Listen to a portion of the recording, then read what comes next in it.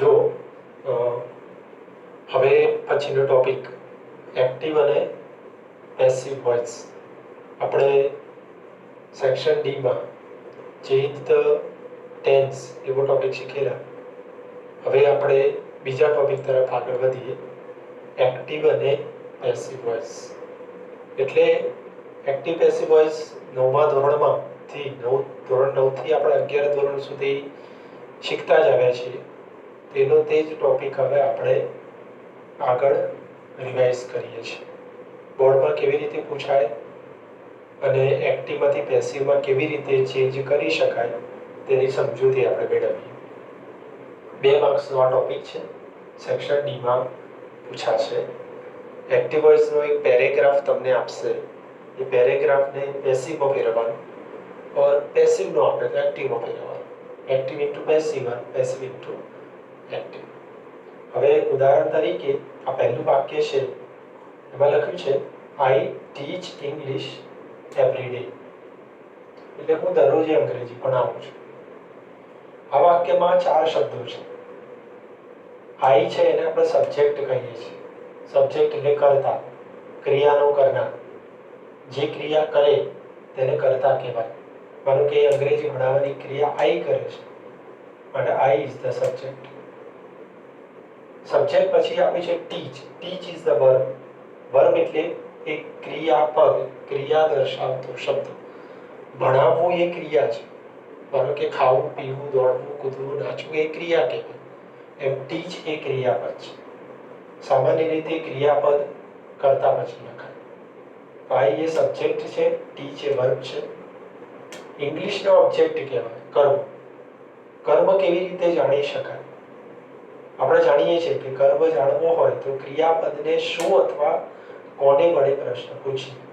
માનો કે હું શું ભણાવું છું, જે જવાબ મળે તેને કર્મ કહેવાય. તો આપણે એવો પ્રશ્ન પૂછીએ હું શું ભણાવું છું, તો જવાબ મળે ઇંગ્લિશ, તો ઇંગ્લિશને ઓબ્જેક્ટ કહેવાય. એવરી ડે વધારાના શબ્દો છે જેને આપણે અધર વર્ડ્સ કહીએ.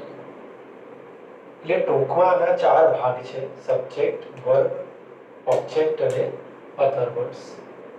હવે આ વાક્યમાં ટીચ ક્રિયાપદ છે એ એક્ટિવ વોઇસમાં છે તેવું કહેવાય. કેવી રીતે? તો એક્ટિવ વોઇસ એટલે શું? તો જ્યારે કર્તા, કર્તા એટલે આઈ, ક્રિયાપદ પહેલા એટલે આ ટીચ પહેલા, વાક્યની શરૂઆતમાં એટલે આ આઈ છે એ ક્રિયાપદ પહેલા વાક્યની શરૂઆતમાં મૂકવામાં આવે તો તે ક્રિયાપદ એક્ટિવ વોઇસ કહેવાય. તો આ જે ક્રિયાપદ છે તેને એક્ટિવ વોઇસનું છે તેમ કહેવાય. કારણ કે આ ક્રિયાપદ કર્તા, ક્રિયાપદ પહેલા કર્તા વાક્યની શરૂઆતમાં મૂક્યું છે, માટે આ વાક્ય એક્ટિવ વોઇસનું છે તેવું કહેવાય. બરાબર? ક્લિયર? હવે આગળ પરીક્ષામાં માનો કે કોઈ પેરેગ્રાફ આપ્યો હોય, કોઈ વાક્ય આપ્યું હોય, પહેલા આપણે આઈડેન્ટિફાઈ કરવાનું છે કે whether this sentence is in active voice or in passive voice. How can we recognize, how can we identify? કેવી રીતે ઓળખી શકાય? તો બહુ સરળ છે. ક્રિયાપદ પહેલા કરતા હોય તો એક્ટિવ વોઇસ છે તેવું કે.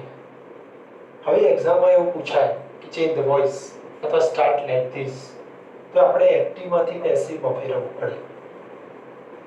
બરોબર? ગુજરાતીમાં એને કર્તરી પ્રયોગ કહેવાય. કર્તરી એટલે કર્તા દ્વારા થતો પ્રયોગ. હવે એને કર્મણીમાં ફેરવવાનું છે, એટલે કર્તાને કર્મની જગ્યાએ લખવાનું છે.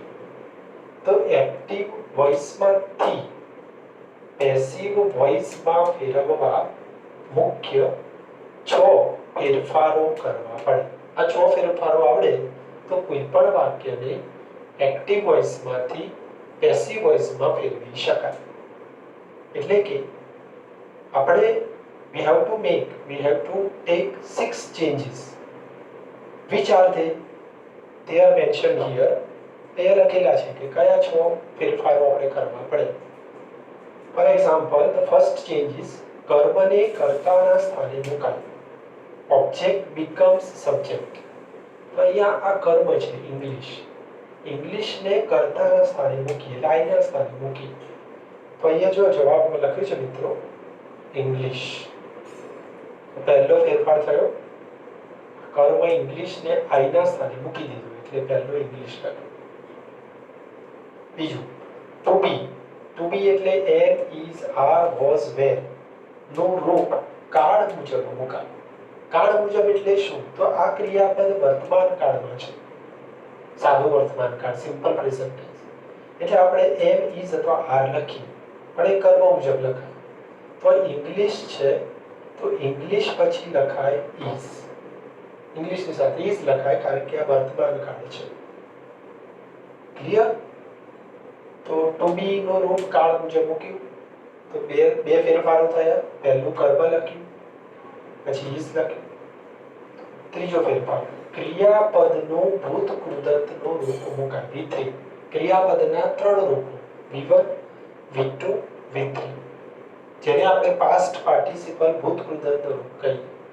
ફોર એક્ઝામ્પલ રાઇટ એ વર્તમાન કાળ, રોટ એ ભૂતકાળ, રિટર્ન એ ભૂતકૃદંત જેને V3 કહેવાય. V1 V2 V3 write wrote return.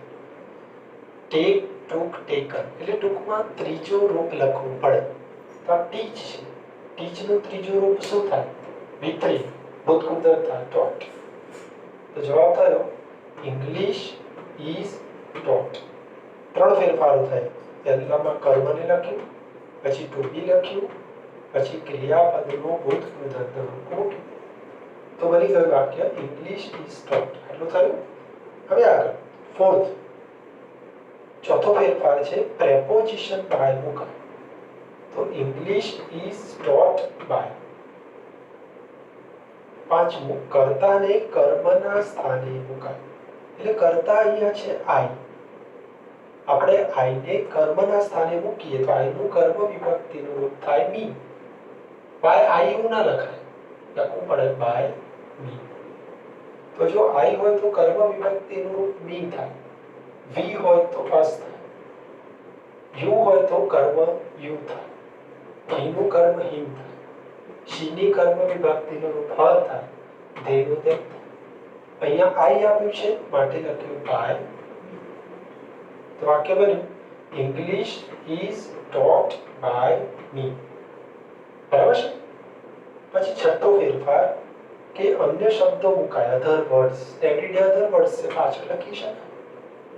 તો આખો જવાબ તૈયાર થયો. એક્ટિવ વોઇસનું વાક્ય છે I teach English every day. When we convert into passive voice, the sentence is English is taught by me every day. હવે આ એક્ટિવમાં છે તો આ પેસિવમાં છે કેવી રીતે કહેવાય? બહુ સરળ છે કે આ ઇંગ્લિશ એ કર્મ છે.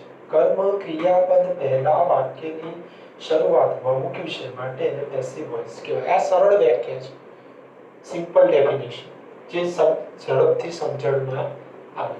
અહીં લખ્યું છે કે જો કર્મ ક્રિયાપદ પહેલા વાક્યની શરૂઆતમાં મુકાય તો તેને પેસિવ વોઇસ કહેવાય. તો એક્ટિવ વોઇસમાંથી પેસિવ વોઇસમાં આ રીતે ફેરફાર કરી શકાય. આ 6 ફેરફારો આપણે યાદ રાખવાના છે. બીજું અહીંયા વિશેષ નોંધ લખ્યું છે કાળમાં કોઈ ફેરફાર ન થાય. આ ખાસ ધ્યાન રાખવાનું. કારણ કે આપણે ઘણી વખતે શું કરીએ છીએ કે કાળને ચેન્જ કરી નાખીએ છીએ. એક્ટિવ વોઇસનું વાક્ય વર્તમાન કાળ હોય તો પેસિવમાં ભૂતકાળ કરી દઈએ છીએ. એ તો ડાયરેક્ટ ઇનડાયરેક્ટ સ્પીચમાં થાય, એક્ટિવ વોઇસમાં ન થાય. તો આપણે એનો વી મસ્ટ રિમેમ્બર ધેટ કે tense is never changed in active passive voice. બરોબર? એટલે અહીંયા વર્તમાન કાળ છે તો વર્તમાન કાળમાં જ લખાય. તો આપણે મિત્રો પહેલું વાક્ય સાદા વર્તમાન કાળમાં લખ્યું, તેને પેસિવમાં ફેરવવા માટે પણ સાદા વર્તમાન કાળમાં જવાબ લખાય. હવે આગળ આપણે ટોટલ કેટલા કાળને એક્ટિવમાંથી પેસિવમાં ફેરવી શકાય તે આપણે આગળના ટોપિકમાં પાર્ટ 2 માં ડિસ્કશન કરીશું.